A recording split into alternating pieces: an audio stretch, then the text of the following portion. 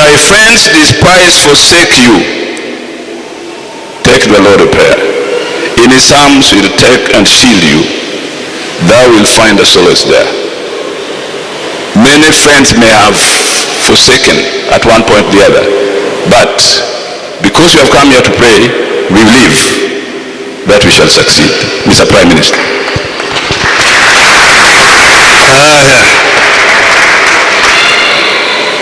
The Bishop and the General Clergy, fellow Christians, God is good, and all the times. Wow. Bishop, I am very delighted to join the congregation this morning to pray. As you know, today is the first Sunday after my birthday. So I'm very happy to be here this morning because I'm still a young child, just born the other day. But as Uhuru has said, we have fond memories of this church. When we were growing up as children, we used to come to pray here. But we were also actually learning, just next door there. That's where we went to nursery school and primary. Therefore, we are very, very much part and parcel of this church. As you also said, Jaramogi was very much associated with this church. And him, like Professor said, and the late Bishop Okulu broke the ground here.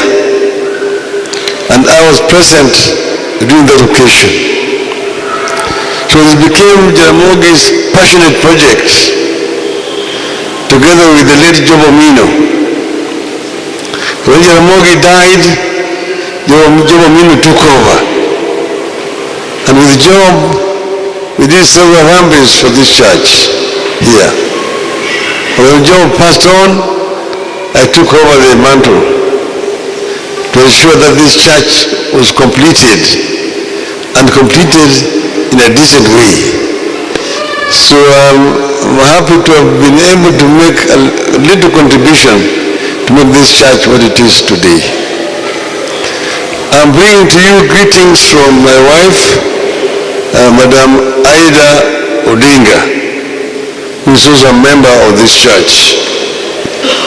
We as the Jaramogi family are very happy all the times to come here and pray with the Christians here today. So we say this coming Saturday, as has already been stated here, is going to be Jaramogi's 30th anniversary. And we say that before we go to a proper memorial hall for other functions, we start the function here with a prayer from 10 o'clock on Saturday. And everybody is invited. Now I don't want to make a speech in the church. It is very, very unwelcome to make political speeches in the church. But church and politics are intertwined like two mating dogs. As you know, the first politician was Jesus. And Jesus gave very many remarks which can be interpreted to be political remarks. But today we have learned also that it was not only Zacchaeus who was the tax collector. We also learned about Matthews.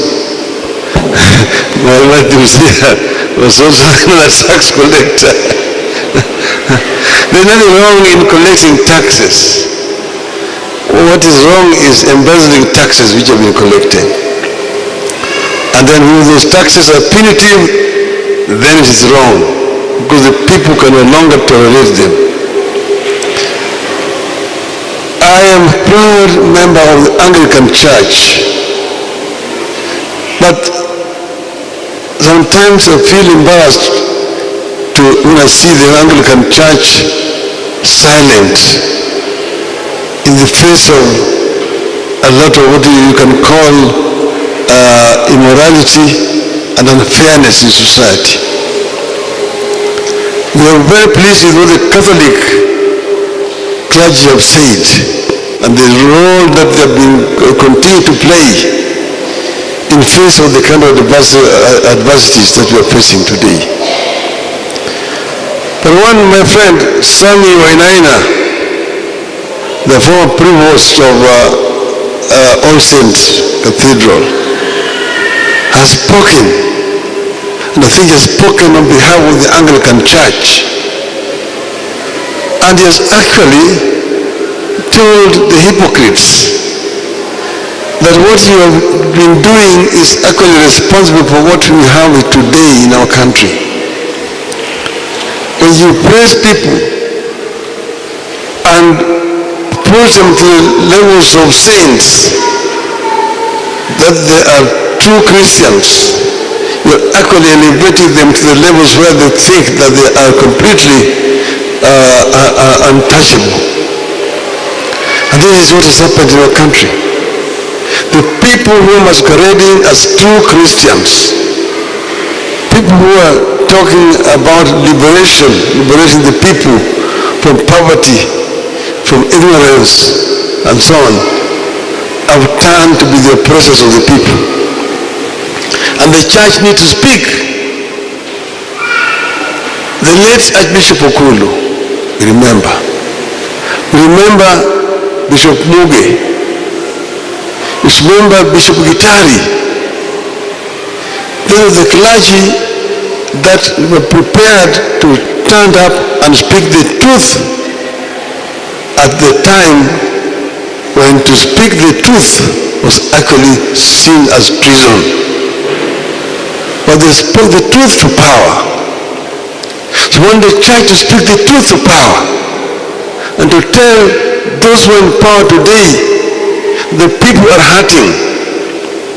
The people are hurting. They don't seem to understand. It is not a question of just raising taxes. It's yes, you have debts. As Uhuru has said, you don't borrow to pay debts. You are just increasing debts. You are in a deep hole and you continue to dig. You are actually doing nothing. Get out of the hole. And there are ways of getting out of the hole, the way things stand today. So now is not the time to make lengthy political speeches. We will talk the other time. But here today, I just want to thank the people for their prayers and for the prayers of the family of Jaramogi. And kamani kama tiki, jithurwa, wawacha ni wabacha kugutunyin. Huyo mamba jithurwa, wacha kugutwa,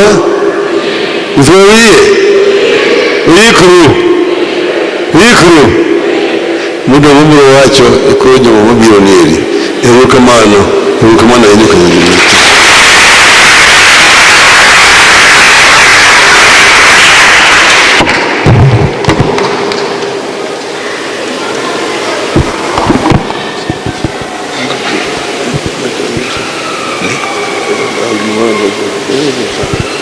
It's okay.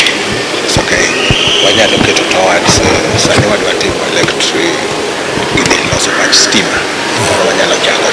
No, we just said we wanted to give something small for the church, and I want this gentleman here to come and put say.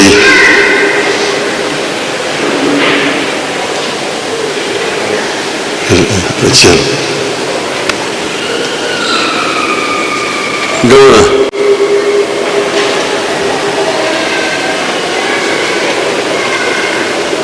Everybody can just come and escort what I'm putting here. The governor has escorted.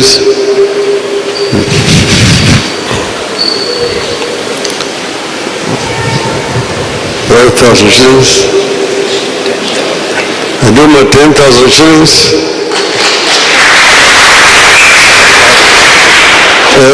Around 10,000 shillings. Governor 10,000 shillings. 5,000 shillings.